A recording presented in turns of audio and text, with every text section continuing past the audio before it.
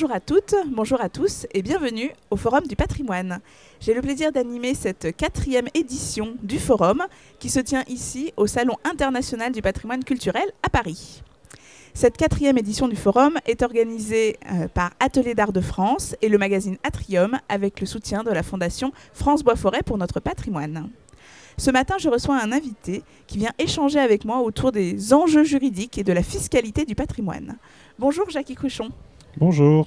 Vous êtes consultant en urbanisme et patrimoine et expert auprès de sites et cités remarquables. De France. De France. Sites et cités remarquables de France, exactement. Pour commencer et rentrer tout de suite dans le vif du sujet, est-ce que vous pouvez un petit peu nous expliquer quels sont les grands principes de la fiscalité aujourd'hui autour du patrimoine ? Oui, je dirais qu'il y a 3 grands principes.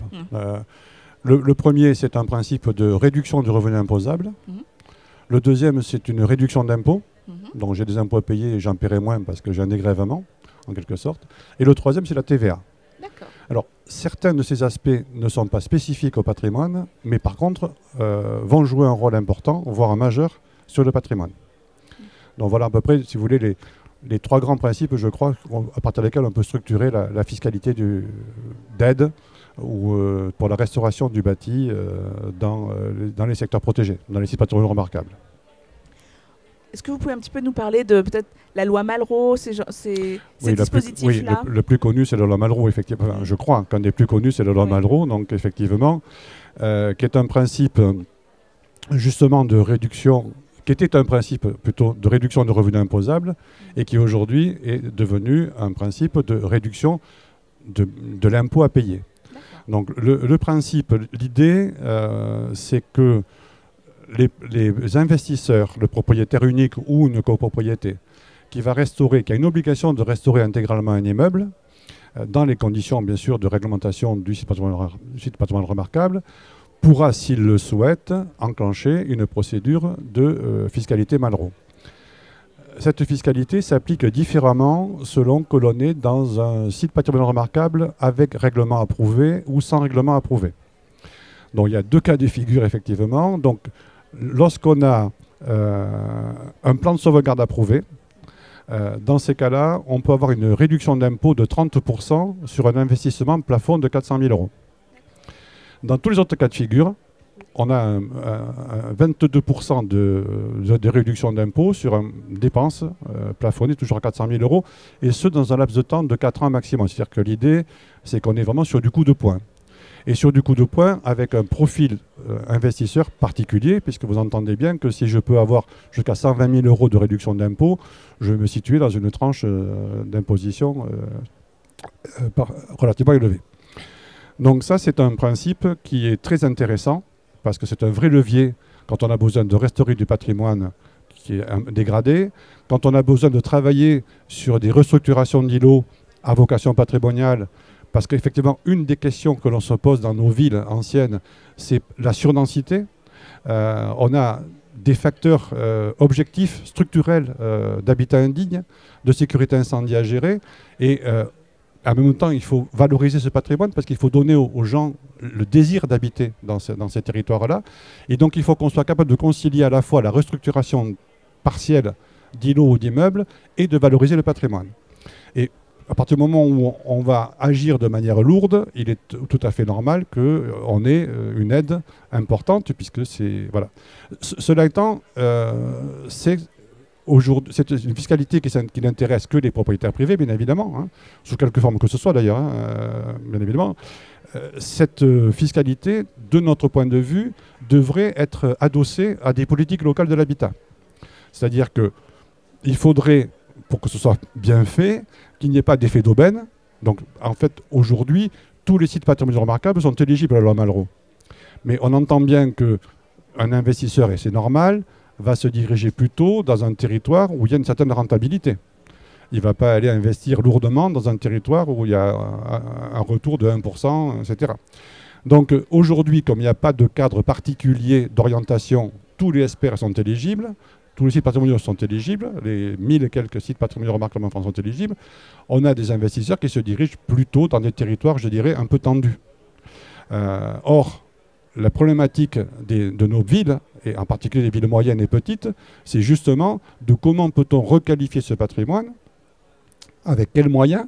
Si le privé ne vient pas, ça repose uniquement sur le public et qui n'a pas les moyens d'être tout, et en plus qui n'a pas les moyens d'être tout seul, mais en plus aussi on va avoir une mono-présentation de typologie de logement, de qualité, pas de qualité, de type de logement, de type de loyer. Or on a besoin de mixité sociale dans ces territoires-là.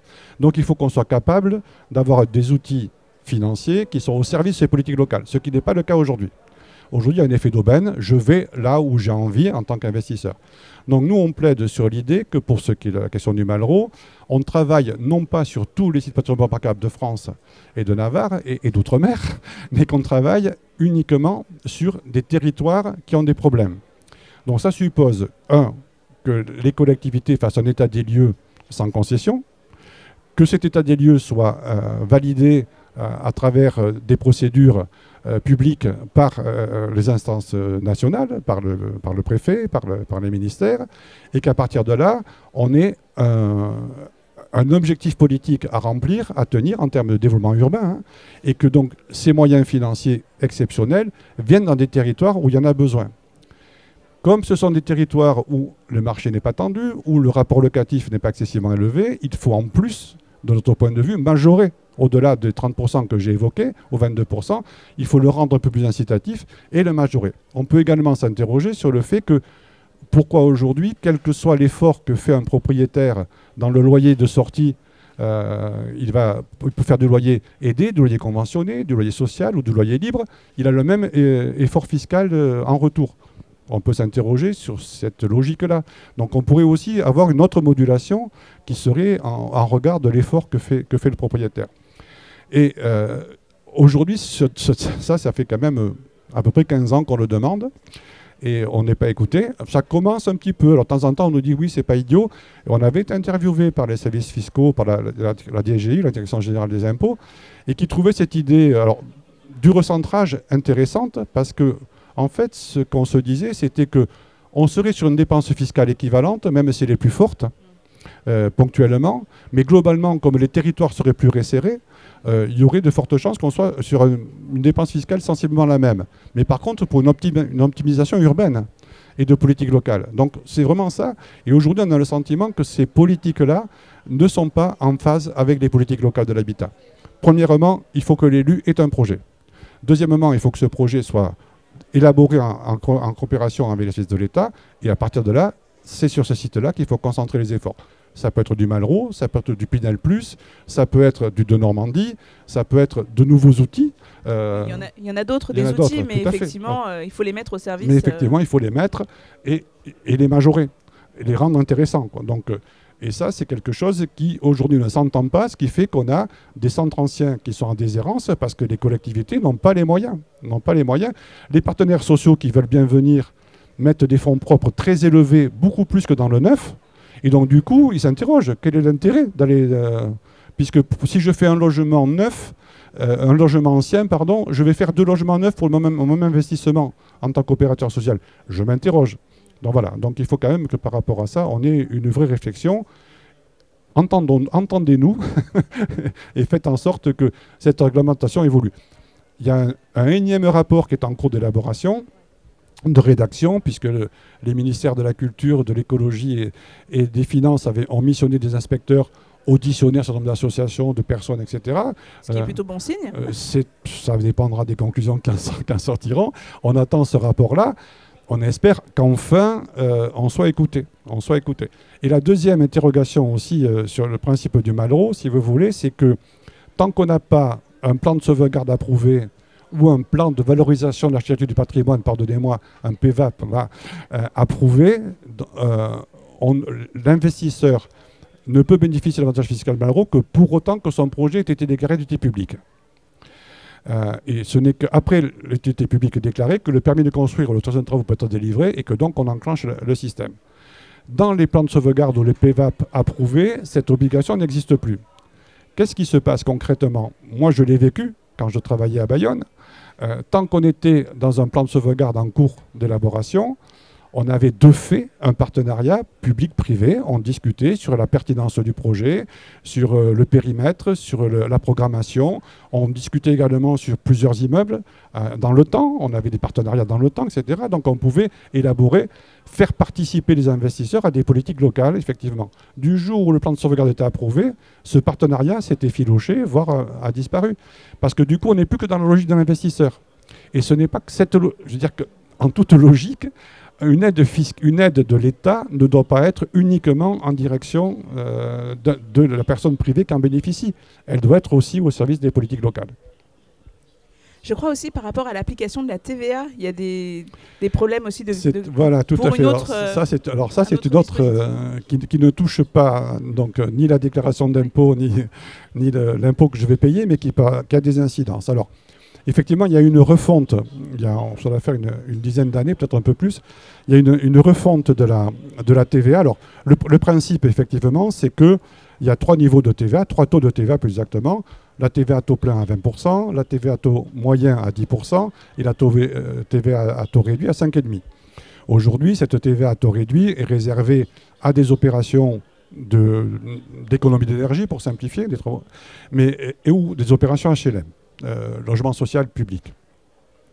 Par contre, le bâti ancien, et là pour le coup la définition de bâti ancien elle est très large parce que c'est même quasiment des années 2000, en tout cas du XXe siècle, c'est une TVA à taux réduit, donc à 10 points. Donc quand je fais les travaux dans un bâtiment ancien, j'ai a priori une TVA à taux réduit.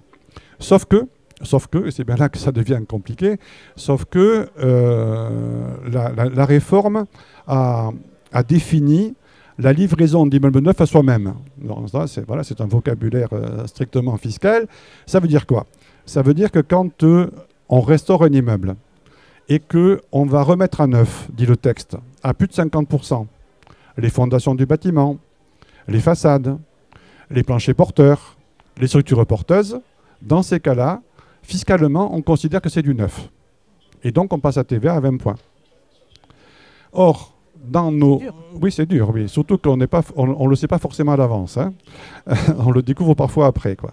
Et donc, quand je vais avoir, par exemple, l'exemple que l'on cite régulièrement, 2 exemples, un de Bayonne et un de Troyes.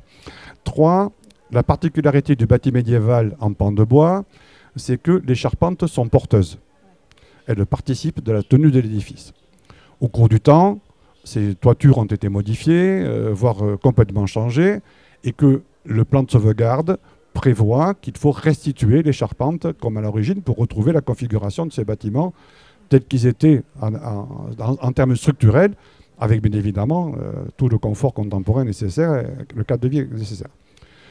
L'architecte des bâtiments de France et la collectivité, à travers son travaux, obligent le pétitionnaire à faire une charpente neuve. Il l'a fait. On est à plus de 50% de structure porteuse. Et donc, on se fait requalifier. Mais alors que je suis sur une prescription de la collectivité. Je veux dire, je n'ai pas choisi.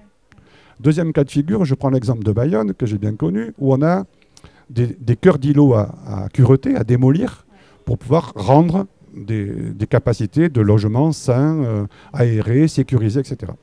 Et on a souvent du bâti en lanière, avec une seule façade ou 2 façades. Donc, si je démolis un bâtiment qui n'a qu'une seule façade, dans sa partie arrière, je vais créer une façade neuve. Cette façade neuve est plus grande que la façade de devant. À nouveau, je repasse en TVA à 20 points. Et donc, là aussi, c'est une obligation. Le propriétaire du bâtiment, il n'a pas le choix. S'il veut le restaurer, il faut qu'il me passe par là. Deuxième conséquence de ça, c'est que si je suis requalifié en travaux neufs, pour du Malraux, ça ne marche plus, puisque le Malraux pour le neuf, ça n'existe pas. Donc je peux avoir une triple peine. Donc là, on a souhaité que ce soit modifié, que ce soit... L'idée n'était pas tant que la réglementation soit modifiée en tant que telle, mais l'idée c'était de dire, à partir du moment où on a une obligation de l'administration, là je cite des autorisations de travaux, mais ça peut être aussi un alignement, par un PLU, par de la voirie, donc dans ces cas-là, pourquoi pénaliser 2 fois qui font des travaux, oui. Donc, on nous dit oui, voilà, point. Donc on en est là. Donc ça, c'est un vrai souci. Et en fait, ça ne joue réellement que sur le gros œuvre. Donc là, il y a un texte législatif qui parle du gros œuvre et un texte réglementaire qui parle du second œuvre. Sur le second œuvre, en général, on n'a pas de difficulté. Mais par contre, on peut avoir ces questions-là sur le gros œuvre. Et là, c'est une vraie difficulté. Ce qui fait que... alors, les services fiscaux nous disent, oui, on n'a pas de contentieux. Oui, forcément, puisque chaque fois qu'il y a quelque chose qui est trop absurde, il y a toujours des capacités de contourner l'absurdité. L'intelligence française joue à plein dans ces cas-là. 12 euphémismes.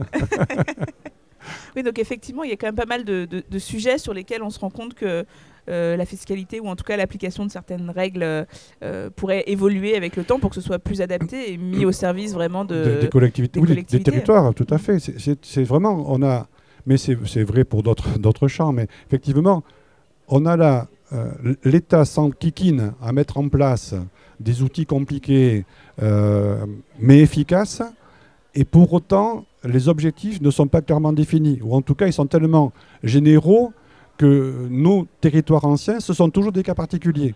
Mais on est capable de rapprocher aux cas particuliers. Si je reprends l'idée de lorsque la prescription administrative s'impose, je ne suis pas obligé de, si je suis sur des territoires en difficulté, je peux valoriser, etc. C'est pas compliqué, ça met du travail. Ça, c'est vrai, ça met du travail. Mais à part ça, voilà, je veux dire que pourquoi doit-on considérer aujourd'hui que restaurer un logement, ou un immeuble plus exactement, puisque l'enjeu c'est l'immeuble, avec du Malraux dans le Marais de Paris ou le Triangle d'Or de Bordeaux, ça doit avoir la même aide que dans un village de 500 habitants, très intéressant, mais qui n'a pas cette dynamique-là.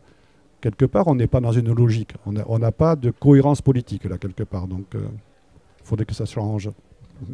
Bon, en tout cas, on attend les suites de cette enquête on va voir avec impatience. Le rapport, effectivement, comment il sortira. Oui.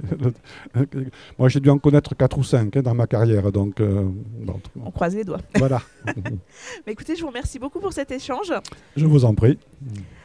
J'aurai le plaisir de vous retrouver pour d'autres émissions, soit ici sur le salon, soit en ligne, où vous pourrez retrouver toutes nos émissions tournées pendant ce Forum du patrimoine. Merci et à bientôt.